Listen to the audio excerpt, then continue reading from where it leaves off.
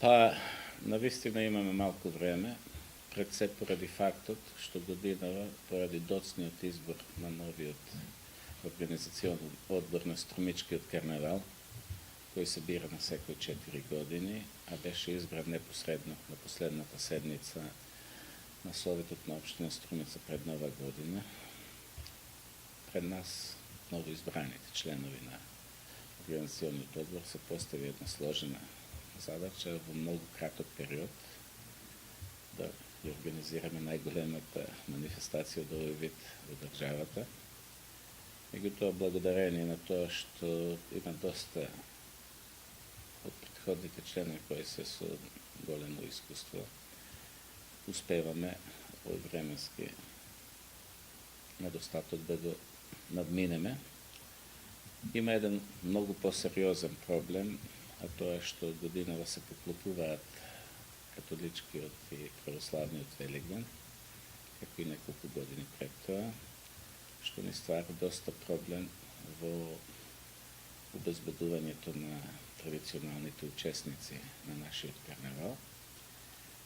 Но од друга страна, ќе ни даде можност малце да се релаксираме после минато годишната, да не кажем невидена присутност овде на групи од многу земји од околината и подалеку.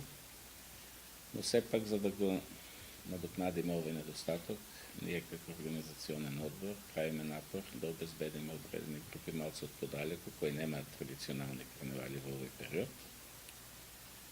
Така да поканивме групи од Белгија, Италија, Полска, Турција, Финска. Значи, за сега утврдени се учеството на групи од Белгија, Италија и Турција. Даден е рокот до 15 февруари да ни го потврдат учеството и другите, значи од Финска и Полска. Се надевам дека и тие ќе решат да присуствуваат наш карневал, што уште еднаш ќе потврди реномето на Струмичкиот карневал, значи од такви далеки дестинации да имаме учесници. Втор проблем што ни се појави беше една, не знам, грешка настаната при израчунувањето на денот на одржувањето на карневалот. Ја користам оваа можност званично да соопштам дека ова е официјалната дата на карневал. Интернационалната карневалска поворка ќе биде во сабота на 1 март, не на 8 март како што беше објавено. Сакам тоа да го потенцирам, бидејќи знаете дека Струмичкиот карневал е врзан со Великден и се рачуна минатата година на календарот кога беше печатен. Наши луѓе се консултирале со свештени лица, меѓутоа не знам како дошло до таа грешка. Ние веруваме тоа тие што ќе ни го дадат. Меѓутоа не е толку страшно, сепак откривме на време. Оние покани што беа испратени, резервации направени, успеавме да ги известиме луѓето, но за жал померувањето на таа дата дојде со поклопување на католичкиот. Ние дури за тоа не ја приметивме разликата, бидејќи тоа многу ретко се случува, меѓутоа е пак уште еднаш ќе потенцирам, значи овогодишното издание на Струмички карневал, односно програмата ќе биде од 27 до 5 март, со тоа што потенцирам дека интернационалната карневалска поворка, односно главната карневалска вечер, ќе биде на 1 март во сабота. Ајде, кој е искуството од, да кажеме, поместувањето на терминот од вторник во сабота, веќе трета година ќе биде ова како се одржува нели во сабота? Ако ме прашувате за мое лично мислење, мислам дека направивме голема грешка со поместувањето од вторник. Јас тоа го тврдев до последен момент. Меѓутоа, грешка е? Па мислам дека е грешка, бидејќи една многу вековна традиција, значи ја померивме. Го гледам и ги гледам реакциите и на карневалистите и на граѓаните кои што сите многу од нив бараат да го вратиме. Јас реков, не сме ние пинг-понг, па сега.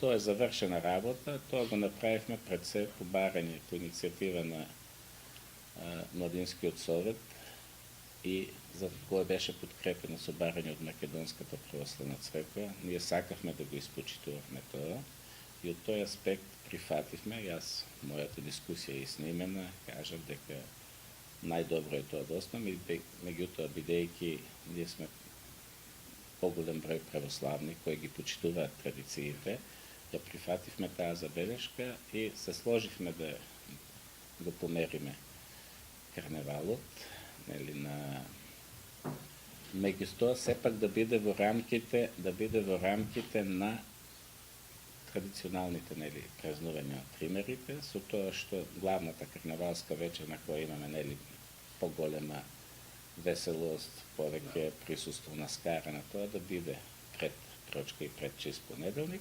додека за останатите денови во рамките на традиционалното празнување на тримерите да останат исто манифестации поврзани со карневалот, но кои што се сведени повеќе на локално ниво, значи и почитување на традицијата.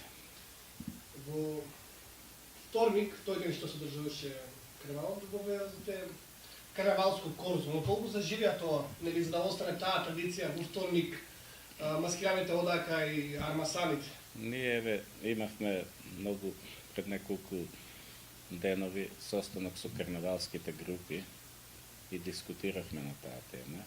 Значи, интенцијата да се доделуваат наградите во вторник највечер беше баш таа. Значи, групите маскирани да дојдат, да ги примат наградите, но претходно да бидат мотивот да се прошета еднаш-два пати по корзото, да ги потикнат и другите, значи, она стара струмичка традиција да се прошета во маски по корзото да се врати. Сите заклучивме дека тоа апсолутно треба да се прави. Групите ветија дека тоа ќе го прават. Се надевам дека тоа ќе го прифатат и некои други, значи без музики, без она што беше повод да го смениме карневалот, меѓутоа старата традиција да се прошета во маски. Веројатно имаше некои други причини што тоа масовно не беше прифатено, не сакам да се враќам на тоа, некои незадоволство околу жирирање, награди и така натаму, меѓутоа констатиравме дека тоа не е можно да се исправи и еве на некој начин се враќаме на стариот начин, бидејќи знаете дека лани правевме експерименти со поголем број на судии со јавно отварање, меѓутоа ништо не смени. Дадовме можност карневалските групи сами да предложат како да биде живеен. Дури се размислуваше да се изфрлат наградите или да се поделуваат еднакви компензации на сите. Тие имаа свој состанок без членови на одборот, дискутирале, на крајот сватија дека сепак правилникот е многу добро осмислен и дека е најдобро да се работи по него. Значи, се надевам дека после разјаснување на сите тие недоумици ќе биде прифатена идејата и карневалското корзо ќе заживее, но тоа, мислам, треба да го прифатат и граѓаните. Да се вратиме на годинашниот карневал од 27 до 5 март, односно 27 февруари до 5 март. Рекате, што ќе можеме да видиме на годинашните издание? Па, базично програмата е базирана на правилникот кој што ги има зацртано традиционалните активности кои треба да се получуваат за време на карневалот. Се разбира сега трансформирани и со промената на терминот, така да некои активности се померени, нови се додадени. Значи, почнуваме во четврток на 27 со објавување на резултати од најдобриот расказ и песна за посветен на карневалот, што го распишува Матичната библиотека Благо и Мучето. Истата вечер ќе биде веќе, можем да кажем, традиционалниот концерт под маски, што го подготвува музичкото училиште. И ќе имаме отварање на изложба, исто така веќе на традиционална изложба на фотографија од претходниот карневал. Во петокот веќе ни пристигаат гостите за интернационалната карневалска вечер и како што знаете, тоа за нив се прави една затворена забава, односно карневалско парти, на кое што групите од странство, заедно со представници на нашите карневалски групи, на некој начин се загреваат за големата карневалска вечер. Паралелно со тоа, значи, ќе се одржи веќе навистина надалеко познати от Струмички маскенбал, кој на некој начин стана препознатлив имидж на карневалот. Значи, кој и е свечено отварање фактички на карневалот, каде што се бира принцот, принцезата со нивната побавка која ќе настапи на главната карневалска вечер. Во сабота групите имаат можност да го разгледаат градот. Во 15 часот ќе имаат прием кој го приредува градоначалникот, традиционален, и вечерта е главната интернационална карнавалска вечер. Во недела за прочка, тука немаме никакви промени, традиционалниот детски карнавал. И со тоа завршуваат оние јавните настапи, што е и традиција фактички карнавал. Знаете дека карнавал дојде од зборот карне и вали, што значи збогом месо, значи утре почнува постот. Тој беше и поводот што прифативме него. Меѓутоа, пак ќе кажем, традиција да се створи многу голема работа и не треба да се изгуби. Затоа во наредните 3 дена, кога правевме новата концепција на карнавалот, ги ставивме некои од активностите кои традиционално порано се одржуваа. Од понеделник натаму, кај што се традиционалните празнувања на примерите, ги поместуваме некои од традиционалните содржини, поврзани со овие денови, како што е варењето на Белграф во понеделник, отварањето на меѓународната, исто така веќе традиционална изложба на карикатура и афоризам.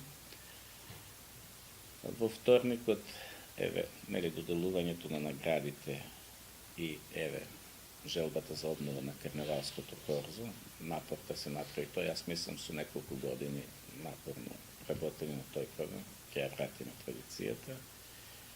И во средата, со помош на распеани струмичани, правиме презентација на обичајот, на одење на ручек на синиите, фактички.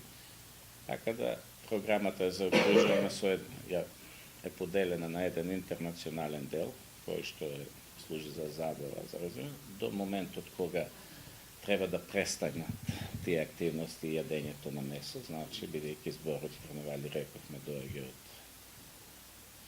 овие два збора карне и вали, што значат зборот месо, а од понеделникот се овие традиционални случувања за примери.